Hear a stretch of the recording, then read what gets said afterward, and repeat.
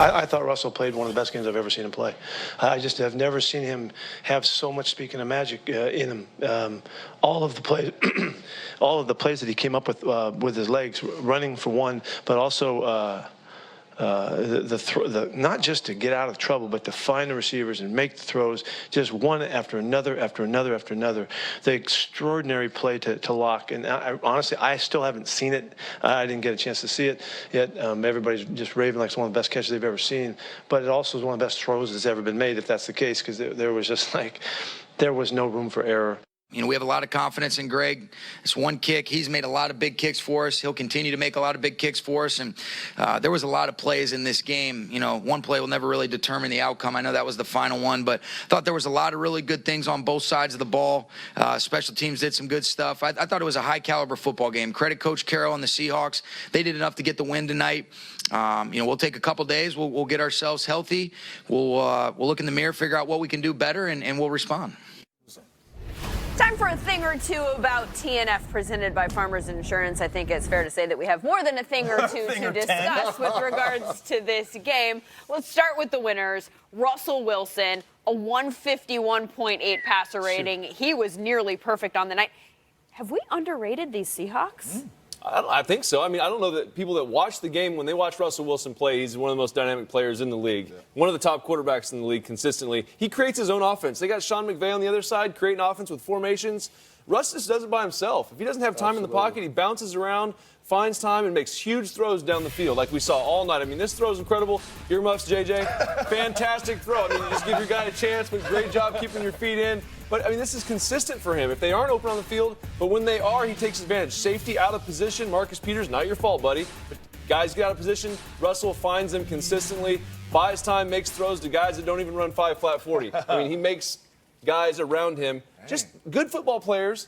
He makes them great football players. 5 flat? What makes him rare is, like, he has the innate ability to be accurate as he moves the pocket. Yes. He can move within the little small box, but once he gets out of the box, he's also like extremely accurate down the field. And for a defender, when you're watching these plays and you're watching Russell, one, you got to watch him because he'll take off. He's fast, he's smart, he's going to get out of the pocket. In this play particularly right here, if Talib does not come off of coverage, nobody else is there, he skips into the end zone. If he does come off of coverage, he's smart enough to get rid of the football. But plays like this, where you're a defender, you're trying to rush him, he's running around all over the place, the defenders are getting tired, we're taught to plaster.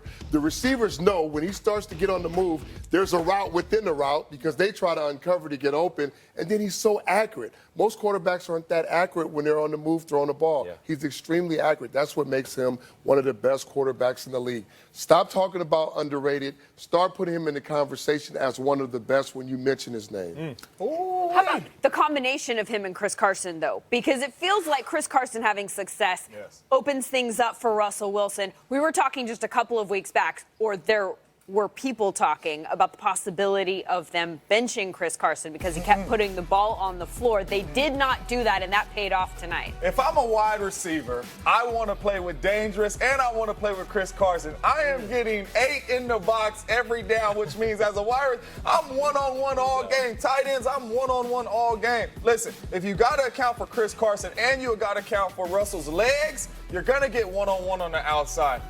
I'm not going to say any receiver can win in one-on-one, but any receiver can win on one-on-one all game long. And when he gets outside the pocket and his scramble drills and you're one-on-one with a DB, it's impossible for you to get covered. And that's what the Seattle Seahawks are doing. They got to stop Chris Carson, so you got to load the box. Then you got to account for Russell's legs. One-on-one on the outside. I'm coming out of retirement to play for the Seattle Seahawks. I can win one-on-one right now. What I like about the offense, too, is they stay consistent and they continue to run the football. They do not abandon the football. They played the Rams 3 consecutive times. They've averaged 210 yards on the ground from playing them. So they consistently run the ball. They know who they are. Yeah. But now you got DJ Metcalf with Tyler Lockett. They got a tight end. They got their backs that can catch now or showing they can catch. So now the added element of the passing game, they're just not one-dimensional. Sound like you're saying Super Bowl. First quarter of the season. You tell me where the NFC is going now. Willie The sound like NFC he's is saying Super Bowl. Then they're tough to defend. Where do we They stand on are. the defensive They are. side of the ball with them? Well, the defensive side of the ball, now they got Ansa and you got Jadeveon Clowney. You got guys that can do a lot, and two of the best linebackers in the game. And it's tough. When you're playing against the Rams and you're able to get out of there with a 1-point victory, give you guys a pat on the back because of all the things that Sean McVay throws at you. But they're versatile. Yep. They're very athletic. They don't play a bunch of different coverages, but the coverages